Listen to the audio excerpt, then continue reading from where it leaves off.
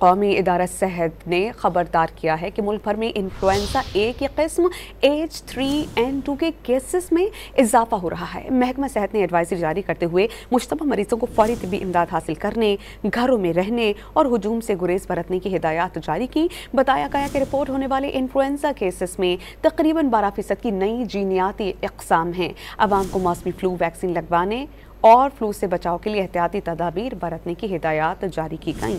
कौमी इदारा सेहत ने खबरदार किया है कि मुल्क भर में इन्फ्लुएंजा ए की किस्म H3N2 के केसेस में इजाफा हो रहा है। महकमा सेहत ने एडवाइजरी जारी करते हुए मुश्तबा मरीजों को फौरी तिब्बी इमदाद हासिल करने, घरों में रहने और हुजूम से गुरेज बरतने की हिदायत जारी की। बताया गया कि रिपोर्ट होने वाले इन्फ्लुएंजा केसेस में तकरीबन 12% की नई जीनियाती इक़साम हैं। अवाम को मौसमी फ्लू वैक्सीन लगवाने और फ्लू से बचाव के लिए एहतियाती तदाबीर बरतने की हिदायत जारी की गई।